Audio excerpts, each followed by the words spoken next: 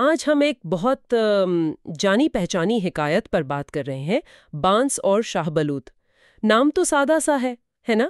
جی بالکل، لیکن اکثر سادہ کہانیوں میں ہی آپ دیکھیں گہری باتیں چھپی ہوتی ہے۔ صحیح۔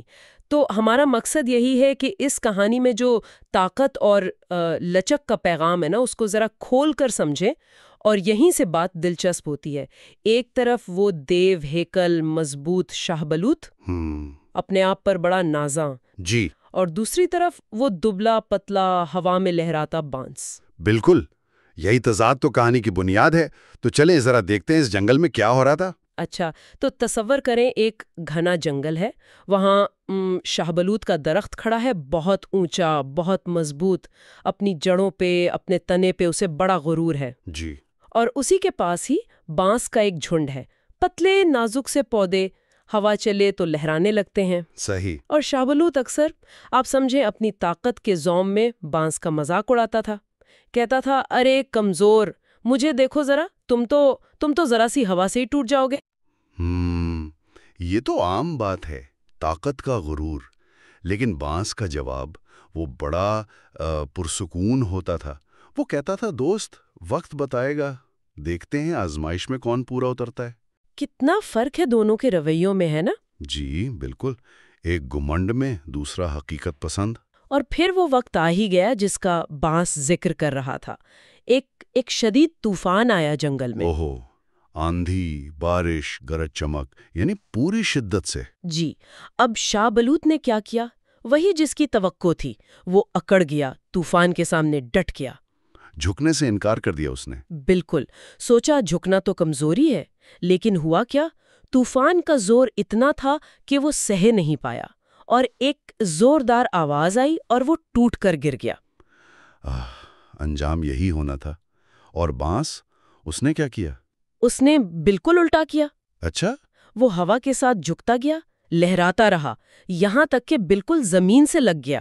لیکن ٹوٹا نہیں؟ نہیں، یہی تو کمال تھا، وہ ٹوٹا نہیں، اور جیسے ہی طوفان رکا، وہ آہستہ آہستہ پھر سے سیدھا کھڑا ہو گیا۔ سبحان اللہ! یعنی اس کا جھکنا ہی اس کی طاقت بن گیا۔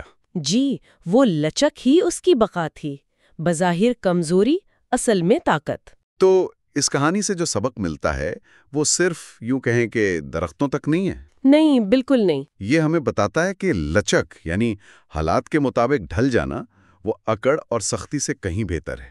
اصل طاقت وہ نہیں جو ٹکرائے، بلکہ وہ ہے جو جھک جائے اور بچ جائے۔ جی، جو جھک کر حالات کا مقابلہ کر کے دوبارہ کھڑی ہو جائے، ٹوٹے بغیر۔ یہ بات واقعی سوچنے والی ہے۔ ہم اکثر سمجھتے ہیں کہ جو سخت ہے، جو اکڑتا ہے، وہی طاقتور ہے۔ ہاں، عام تاثر یہی ہوتا ہے۔ لیکن یہ کہانی تو کچھ اور ہی بتا رہی ہے، کہ اصل طاقت شاید اس بانس جیسی لچک میں ہے، جو دباؤ میں ٹوٹنے کے بجائے راستہ دے دیتی ہے۔ بالکل، اور یہ ٹوٹے بغیر جھکنے والی بات آپ دیکھیں زندگی میں کتنی جگہ کام آتی ہے۔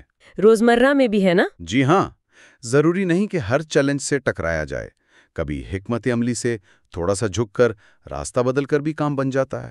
کہ کب ڈٹنا ہے اور کب لچک دکھانی ہے۔ یہی اصل دانائی ہے۔ تو خلاصہ پھر یہی ہوا کہ طاقت ہمیشہ ویسی نہیں ہوتی جیسی ہمیں نظر آتی ہے یا جیسا ہم سمجھتے ہیں۔ درست۔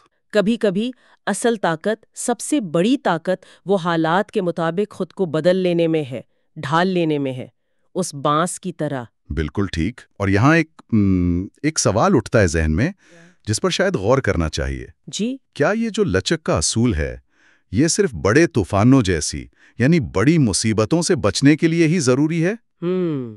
اچھا سوال ہے۔ یا پھر یہ روزمرہ کی زندگی کی جو چھوٹی موٹی رکاوٹیں ہیں، جو چیلنجز آتے ہیں، جو تبدیلیاں آتی ہیں، ان کا سامنا کرتے ہوئے آگے بڑھنے کے لیے، بلکہ پھلنے پھولنے اور کامیاب ہونے کے لیے بھی اتنی ہی اہم ہے؟ یعنی روزمرہ کی لچک؟ جی، شاید اصل امتحان بڑی آفتوں میں نہیں، بلکہ اسی روزمرہ کی لچک میں ہے۔ یہ سوچنے کی بات ہے۔